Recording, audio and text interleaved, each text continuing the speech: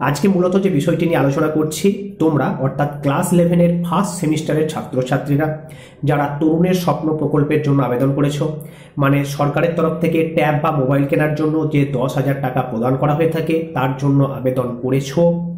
তোমরা মূলত 4টি প্রশ্ন বারবার জিজ্ঞেস করছো, প্রত্যেক ভিডিওতেই কমেন্টগুলো কিন্তু পাচ্ছি। সেই বিষয়গুলো নিয়ে আজকে কিন্তু আলোচনা করে দিচ্ছি। আমি আগেও আলোচনা করেছি, তাহলেও যেহেতু তোমরা বারবার জানতে চাইছো তাই এই বিষয়গুলো ক্লিয়ার করি। কোন 4টি বিষয় তোমরা মূলত জানতে চাইছো? প্রথমত অনেকে বলছো যে টাকা কবে পাবো, এটি সব থেকে গুরুত্বপূর্ণ প্রশ্ন, বারবার জিজ্ঞেস করছো। নেক্সট, অনেকে বলছে টাকা পেয়ে গেছি, এটি কি সত্য না সত্য না? 3 নাম্বার হচ্ছে স্টুডেন্ট কোড আসেনি কি করব, এই প্রশ্নটা অনেকের থাকছে। স্টুডেন্ট কোড এখনো ঢোকেনি, আমার বন্ধুদের ঢুকে গেছে, আমার আসেনি, আমি কি করব? নেক্সট, ওটিপি ভেরিফিকেশন কবে চালু হবে? এই 4টি প্রশ্ন তোমরা জিজ্ঞেস করছো। এই 4টি প্রশ্নের উত্তর নিয়ে আজকের এই আলোচনা, ঠিক আছে? তাই যাদের মনে এই প্রশ্নগুলি আছে ভিডিওটি দয়া করে ভালো করে দেখে নাও, তাহলে ক্লিয়ার হয়ে যাবে। প্রথম প্রশ্ন, টাকা কবে পাবো? এই বিষয় নিয়ে আমি বিস্তারিত আলোচনা আগের একটি ভিডিওতে করে দিয়েছি, তোমরা ভিডিওটি দেখে নিও, ক্লিয়ার হয়ে যাবে। তাও একবার বলে দিচ্ছি, তোমরা টাকা এই যে সেপ্টেম্বর মাসের 17 তারিখের পর টাকা পাওয়ার সম্ভাবনা কিন্তু রয়েছে। যদি না হয় সেই ক্ষেত্রে দুর্গাপুজোর পর ফান্ড অ্যাভেলেবেল হবে। ক্লিয়ার? কেন হবে না, কি সমস্যা, এই নিয়ে আলোচনা আজকে করে ভিডিওটি কিন্তু দীর্ঘায়িত করছি না। এই নিয়ে বিস্তারিত আলোচনা আমি আগের একটি ভিডিওতে করে দিয়েছি, পারলে দেখে নিও। এইটুকু জেনে রাখো, 17 তারিখের পর বা 15 তারিখের পর সেপ্টেম্বরের 15 বা 17 তারিখের পর ফান্ড যদি অ্যাভেলেবেল হয়, যদি টাকা দেওয়ার প্রক্রিয়া শুরু হয়, অবশ্যই তোমাদের জানিয়ে দেব। এই সম্ভাবনা রয়েছে সেপ্টেম্বরের 15 বা 17 তারিখের পর হয়তো টাকা দেওয়ার প্রক্রিয়া শুরু হবে, হয়তো। তা না হলে দুর্গাপুজোর পর টাকা দেওয়ার প্রক্রিয়া কিন্তু চলবে। কেন বলছি হয়তো? কারণ এই সম্পর্কে এখনো পর্যন্ত কোনো রকম সঠিক তথ্য কেউ বলতে পারে না, ঠিক আছে? কোনো তথ্যই কিন্তু জানা যাচ্ছে না বা জানা যায়নি, যারা বলছে পুরোটাই অনুমান সাপেক্ষ। ক্লিয়ার? নেক্সট, অনেকে বলছে টাকা পেয়ে গেছি। 2 নম্বর প্রশ্ন, অনেকে বলছে টাকা পেয়ে গেছি, এটি কতটা সত্য? হ্যাঁ, আমিও দেখেছি অনেকে কমেন্ট বক্সে এসে বলে যাচ্ছে আমাদের টাকা ফান্ড অ্যাভেলেবেল হয়ে গেছে, আমি টাকা পেয়ে গেছি। তারপর যখন তাদেরকে স্ক্রিনশট শেয়ার করতে বলা হচ্ছে, অনেকেই কিন্তু করছে না। এটা আমি ব্যক্তিগতভাবে বলছি, যারা বলছে টাকা পেয়ে গেছি তারা কিন্তু সঠিক প্রমাণ দেখাতে পারছে না। অনেকে আগের বছরের একটা SMS এর স্ক্রিনশট নিয়ে জাস্ট এডিট করে কিন্তু ভিডিও আপলোড করে দিচ্ছে। তো এগুলো কোনোভাবেই কাম্য না। ফান্ড এখনো অ্যাভেলেবেল হয়নি, আমরা এখনো জানতে পারিনি কোনো ছাত্রছাত্রী টাকা পেয়েছে বলে, ঠিক আছে? তাই আমাদের কাছে যে তথ্য আছে তার উপর ভিত্তি করে বলতে পারি এখনো পর্যন্ত কিন্তু টাকা ছাড়া হয়নি বা ফান্ড অ্যাভেলেবেল হয়নি। ফান্ড অ্যাভেলেবেল হয়েছে বা টাকা ঢুকে গেছে এই ধরনের কোনো স্ট্যাটাস আমরা এখনো দেখতে পাইনি। এটা আমরা ব্যক্তিগতভাবে আমাদের নিজেদের দিক থেকে কিন্তু বললাম। তোমরা যদি টাকা পেয়ে থাকো কমেন্ট করে স্ক্রিনশট পাঠাও, তাহলে আমরা কিন্তু অবশ্যই বিশ্বস্ত হব। ক্লিয়ার? তাহলে এখনো পর্যন্ত টাকা কিন্তু অ্যাভেলেবেল হয়নি, এটুকু আমরা বলছি।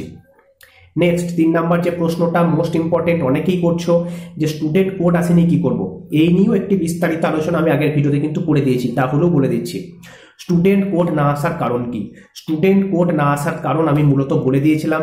প্রথমত হতে পারে তুমি যে ডকুমেন্টসগুলি দিয়েছো সেই ডকুমেন্টসে কোনো ভুল আছে, হতে পারে তুমি যে মোবাইল নাম্বার দিয়েছিলে সেই মোবাইল নাম্বারে কোনো ভুল আছে, বা শিক্ষক মহাশয় যখন তোমার ফর্মটি ফিল আপ করতে গিয়েছিলেন হয়তো তোমার মোবাইল নাম্বারের কোনো একটি সংখ্যা এদিক ওদিক হয়ে গেছে, যার জন্য তোমার মোবাইলে SMS-টি আসেনি, এটি হতে পারে। নেক্সট যেটি হতে পারে সার্ভারের কোনো সমস্যা ছিল, যে মুহূর্তে ওই SMS-গুলো ওই পার্টিকুলার কিছু স্টুডেন্ট কোডের SMS ডেলিভার হওয়ার কথা, সেই সময় সার্ভারের কিছু সমস্যা ছিল, যার ফলে সেই SMS-গুলো পৌঁছায়নি। এগুলো কিন্তু হতে পারে। বা তুমি হয়তো মেসেজ দেখোনি, এটিও হতে পারে যে মেসেজটি হয়তো তোমার ফোনে ডেলিভার হয়েছে, তুমি দেখোনি, ডিলিট হয়ে গেছে। এই সমস্যাগুলো হতে পারে। তাই স্টুডেন্ট কোড যদি তোমার মোবাইলে না এসে থাকে, স্টুডেন্ট কোড যদি তোমার মোবাইলে আসে কিন্তু তুমি ডিলিট করে দাও, এমনটি যদি হয় সেই ক্ষেত্রে কি করবে বলে দিচ্ছি, ভালো করে শুনে নাও। যদি তোমার মোবাইলে স্টুডেন্ট কোড না আসে বা স্টুডেন্ট কোড এসেছে তুমি দেখোনি, ডিলিট করে দিয়েছো, সেই ক্ষেত্রে তুমি স্কুলের শিক্ষক মহাশয়দের সাথে গিয়ে একবার যোগাযোগ করো যে স্যার আমার স্টুডেন্ট কোড কেন আসেনি একটু দেখুন, বা আমার স্টুডেন্ট কোড এসেছিল আমি ডিলিট করে দিয়েছি, এখন আমি কি করব। শিক্ষক মহাশয় কি করবেন, তোমার নির্দিষ্ট যে প্রোফাইল সেই প্রোফাইলে লগ ইন করবেন, লগ ইন করে দেখবেন তোমার অ্যাপ্লিকেশন স্ট্যাটাস কি আছে।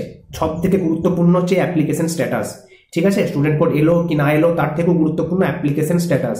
তিনি তোমার অ্যাপ্লিকেশন স্ট্যাটাস চেক করবেন, সেখানে দেখবেন গ্রিন লাইন মানে আমরা বলতে চাইছি হচ্ছে সবুজ কালি দিয়ে কোনো কিছু লেখা আছে কিনা, বা রেড লাইন শো করছে কিনা মানে লাল কালিতে কিছু লেখা আছে কিনা।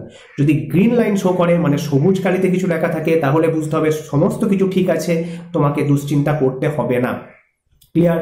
যদি সেখানে লাল কালির কিছু লেখা থাকে তাহলে বুঝতে হবে তোমার ডকুমেন্টসে কিছু সমস্যা আছে, যার জন্য এমনটি কিন্তু হয়েছে।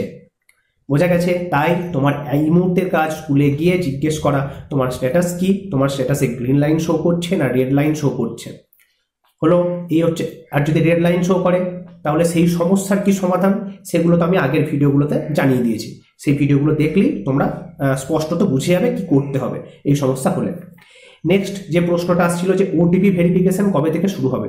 দেখো, এই ওটিপি ভেরিফিকেশন কবে থেকে শুরু হবে এই সম্পর্কে কোনো তথ্য বা কোনো আপডেট এখনো পর্যন্ত কিন্তু আমাদের কাছে নেই, কারণ এই মুহূর্তে স্কুলগুলিতে পরীক্ষা চলছে, তোমরা জানো, একাদশ এবং দ্বাদশ শ্রেণীর।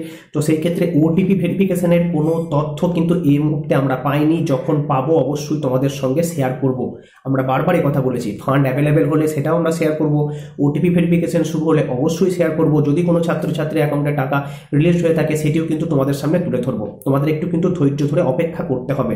তোমাদেরও পরীক্ষা চলছে, এখন ভালো করে পরীক্ষার দিকে মনোনিবেশ করো, ভালো করে পরীক্ষা দাও, ঠিক আছে? এই বিষয়গুলো আমরা দেখছি, যখন এই বিষয়গুলো ঝামেলাগুলো মিটে যাবে, ভেরিফিকেশন প্রক্রিয়া কমপ্লিট হয়ে যাবে, আমরা অবশ্যই কিন্তু তোমাদের সামনে এই সম্পর্কিত যাবতীয় তথ্য তুলে ধরবো। এটুকু ভরসা বা বিশ্বাস আমাদের উপর তোমরা রাখতে পারো।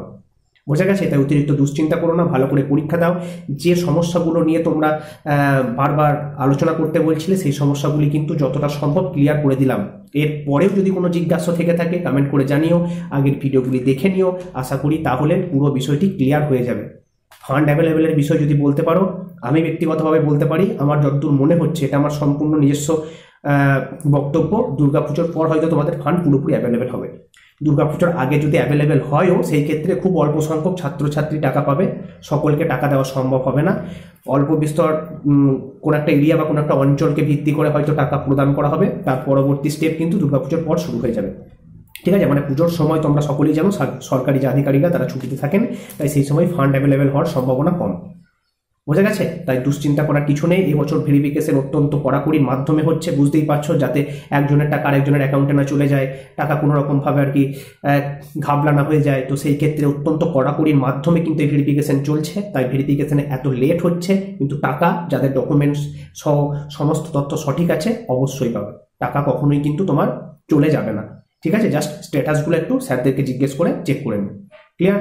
তো এইটুকুই ছিল তোমাদের জন্য মূল্যবান তথ্য বা আপডেট। যদি ভিডিওটি ভালো লেগে থাকে অবশ্যই কমেন্ট করো, অবশ্যই লাইক করো, তোমার বন্ধু বান্ধবীদের মাঝে ভিডিওটি শেয়ার করে দিও। তো চলো, ধন্যবাদ, আজকের মতো এইটুকু।